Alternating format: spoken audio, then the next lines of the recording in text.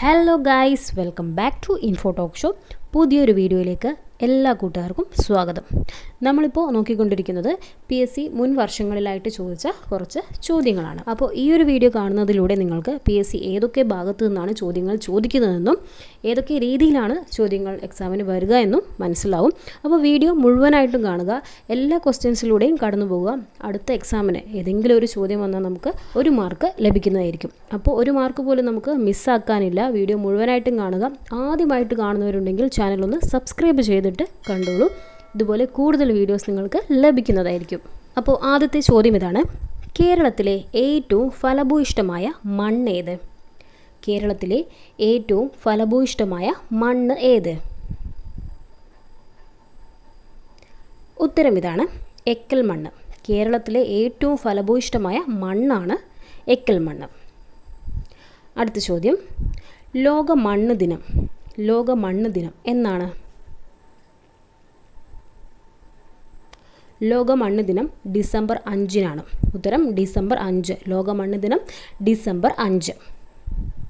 അടുത്ത ചോദ്യം ഇതാണ്: കേരളത്തിലെ മണ്ണിൽ ഏറ്റവും കൂടുതൽ അടങ്ങിയിരിക്കുന്ന മൂലകം ഏത്? കേരളത്തിലെ മണ്ണിൽ ഏറ്റവും കൂടുതൽ അടങ്ങിയിരിക്കുന്ന മൂലകം ഏതാണ്? ഉത്തരം ഇരുമ്പാണ്. കേരളത്തിലെ മണ്ണിൽ ഏറ്റവും കൂടുതൽ അടങ്ങിയിരിക്കുന്ന മൂലകമാണ് ഇരുമ്പ്. അടുത്ത ചോദ്യത്തിലേക്ക് കടക്കാം. കരിമ്പ് കൃഷിക്ക് അനുയോജ്യമായ മണ്ണിനം. കരിമ്പ് കൃഷിക്ക് അനുയോജ്യമായ മണ്ണിനം ഏതാണ്? കറുത്ത മണ്ണാണ്. കരിമ്പ് കൃഷിക്ക് അനുയോജ്യമായ മണ്ണ് കറുത്ത മണ്ണ്. അടുത്ത ചോദ്യം: ഓണാട്ടുകര എക്കൽ മണ്ണിൽ പ്രധാനമായും കൃഷി ചെയ്യുന്ന വിള. ഓണാട്ടുകര എക്കൽ മണ്ണിൽ പ്രധാനമായും കൃഷി ചെയ്യുന്ന വിള ഏതാണ്?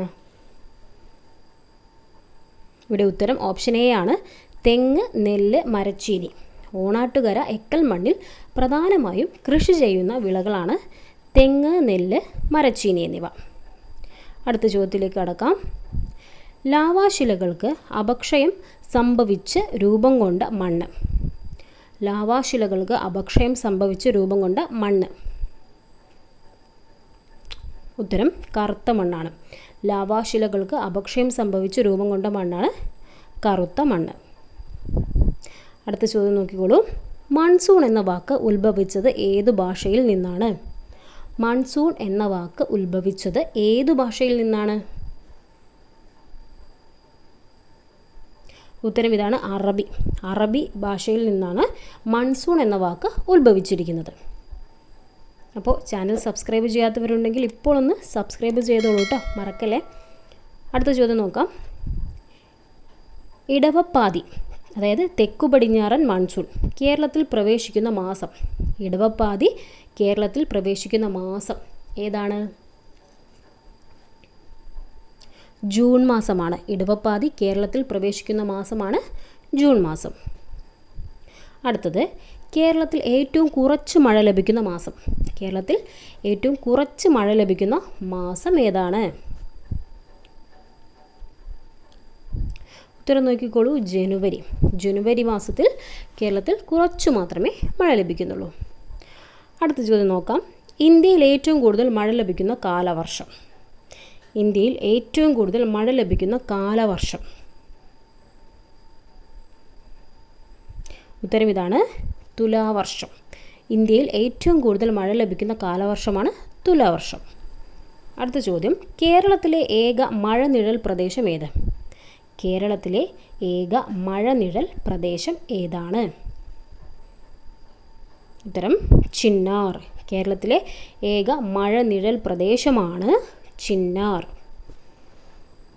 നമുക്കിനി അടുത്ത ചോദ്യം നോക്കാം. കേരളത്തിലെ ഏറ്റവും വലിയ പരമ്പരാഗത വ്യവസായം.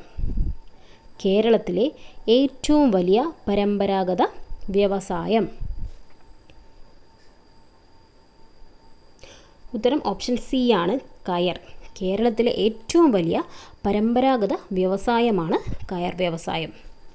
ഓക്കെ, അടുത്ത ചോദ്യം ഇതാണ്: കേരളത്തിൽ സ്ഥിതി ചെയ്യുന്ന ഏത് കായലാണ് പനയുടെ ആകൃതിയിൽ കാണപ്പെടുന്നത്? കേരളത്തിൽ സ്ഥിതി ചെയ്യുന്ന ഏത് കായലാണ് പനയുടെ ആകൃതിയിൽ കാണപ്പെടുന്നത്? ഉത്തരം അഷ്ടമുടിക്കായൽ. കേരളത്തിൽ സ്ഥിതി ചെയ്യുന്ന അഷ്ടമുടിക്കായലാണ് പനയുടെ ആകൃതിയിൽ കാണപ്പെടുന്നത്. ഇനി അടുത്ത ചോദ്യം നോക്കാം. കേരളത്തിൽ ഏറ്റവും കൂടുതൽ കടൽ തീരമുള്ളതും കണ്ടൽ കാടുകളുള്ളതുമായ ജില്ല. കേരളത്തിൽ ഏറ്റവും കൂടുതൽ കടൽ തീരമുള്ളതും കണ്ടൽ കാടുകളുള്ളതുമായ ജില്ല ഏത്? ഉത്തരം കണ്ണൂരാണ്. ഏറ്റവും കൂടുതൽ കടൽ തീരമുള്ളതും കണ്ടൽ കാടുകളുള്ളതുമായ ജില്ലയാണ് കണ്ണൂർ. ഇനി അടുത്ത ചോദ്യം നോക്കാം. കേരളത്തിൽ ഹൃദയത്തിൻ്റെ ആകൃതിയിലുള്ള തടാകം സ്ഥിതി ചെയ്യുന്നത് ഏത് ജില്ലയിലാണ്? കേരളത്തിൽ ഹൃദയത്തിൻ്റെ ആകൃതിയിലുള്ള തടാകം സ്ഥിതി ചെയ്യുന്നത് ഏത് ജില്ലയിലാണ്? ഉത്തരം നോക്കിക്കോളൂ. വയനാട് ജില്ലയിലാണ് കേരളത്തിൽ ഹൃദയത്തിൻ്റെ ആകൃതിയിലുള്ള തടാകം സ്ഥിതി ചെയ്യുന്നത്. അടുത്ത ചോദ്യം ഇതാണ്. കേരളത്തിൽ പ്ലാസ്റ്റിക് നിരോധിച്ച ആദ്യ ജില്ല. കേരളത്തിൽ പ്ലാസ്റ്റിക് നിരോധിച്ച ആദ്യ ജില്ല. ഉത്തരം ഇതാണ്, കോഴിക്കോട്. കേരളത്തിൽ പ്ലാസ്റ്റിക് നിരോധിച്ച ആദ്യ ജില്ല ഏതാണ്? കോഴിക്കോടാണ്. ഇനി അടുത്ത ചോദ്യം നോക്കാം. പഞ്ചാബ് അതിർത്തി പങ്കിടുന്ന അയൽ രാജ്യം ഏതാണ്? പഞ്ചാബ് അതിർത്തി പങ്കിടുന്ന അയൽ രാജ്യം ഏതാണ്? ഉത്തരം നോക്കിക്കോളൂ. പാകിസ്ഥാൻ. പഞ്ചാബ് അതിർത്തി പങ്കിടുന്ന അയൽ രാജ്യമാണ് പാകിസ്ഥാൻ. അടുത്ത ചോദ്യം നോക്കൂ. സിന്ധുവിൻ്റെ ഒരു പോഷക നദി. താഴെ തന്നിരിക്കുന്നതിൽ സിന്ധുവിൻ്റെ ഒരു പോഷക നദി ഏതാണ്? ഉത്തരം രവി. സിന്ധുവിൻ്റെ ഒരു പോഷക നദി രവി. അടുത്ത ചോദ്യം. ചുവടെ ചേർത്തിട്ടുള്ളവയിൽ ഇന്ത്യയേക്കാൾ വലിപ്പമുള്ള രാജ്യം ഏതാണ്? ചുവടെ ചേർത്തിട്ടുള്ളവയിൽ ഇന്ത്യയേക്കാൾ വലിപ്പമുള്ള രാജ്യം. ഉത്തരം ബ്രസീൽ. നമുക്കിനി അടുത്ത ചോദ്യം നോക്കാം. കുഞ്ചിക്കൽ വെള്ളച്ചാട്ടം സ്ഥിതി ചെയ്യുന്ന നദി. കുഞ്ചിക്കൽ വെള്ളച്ചാട്ടം സ്ഥിതി ചെയ്യുന്ന നദി. ഉത്തരം നോക്കൂ. വരാഹി. കുഞ്ചിക്കൽ വെള്ളച്ചാട്ടം സ്ഥിതി ചെയ്യുന്ന നദിയാണ് വരാഹി. അടുത്ത ചോദ്യം ഇതാണ്. ഇലകൾക്ക് മഞ്ഞ നിറം നൽകുന്നത്. ഇലകൾക്ക് മഞ്ഞ നിറം നൽകുന്നത് എന്താണ്? ഉത്തരം ഇതാണ്, സാന്തോഫിൽ. ഇലകൾക്ക് മഞ്ഞ നിറം നൽകുന്നത് സാന്തോഫിലാണ്. അപ്പോൾ ഫ്രണ്ട്സ്, അടുത്ത ചോദ്യം നിങ്ങൾക്കായുള്ളതാണ്. ചോദ്യം ഇതാണ്. സൂര്യനോട് ഏറ്റവും അടുത്ത് സ്ഥിതി ചെയ്യുന്ന ഗ്രഹം. സൂര്യനോട് ഏറ്റവും അടുത്ത് സ്ഥിതി ചെയ്യുന്ന ഗ്രഹം. ഓപ്ഷൻസ് ഇതൊക്കെയാണ്: ബുധൻ, ഭൂമി, ശുക്രൻ, ചൊവ്വ. ഇതിൽ നിന്നും ശരിയായൊരു ഉത്തരം നിങ്ങൾ നമ്മുടെ കമൻറ്റ് ബോക്സിൽ രേഖപ്പെടുത്തുക. ഒപ്പം നിങ്ങളുടെ പേരും കൂടെ ആഡ് ചെയ്യാൻ മറക്കണ്ട. അപ്പോൾ ഈ ഒരു വീഡിയോ നിങ്ങൾക്ക് യൂസ്ഫുള്ളായി എന്ന് തോന്നുകയാണെങ്കിൽ നിങ്ങളുടെ അഭിപ്രായങ്ങൾ തീർച്ചയായിട്ടും ഒന്ന് കമൻറ്റ് ചെയ്യാൻ മറക്കരുത്. നിങ്ങളുടെ ഫ്രണ്ട്സിലേക്കും ഒന്ന് ഷെയർ ചെയ്ത് കൊടുത്തോളൂ.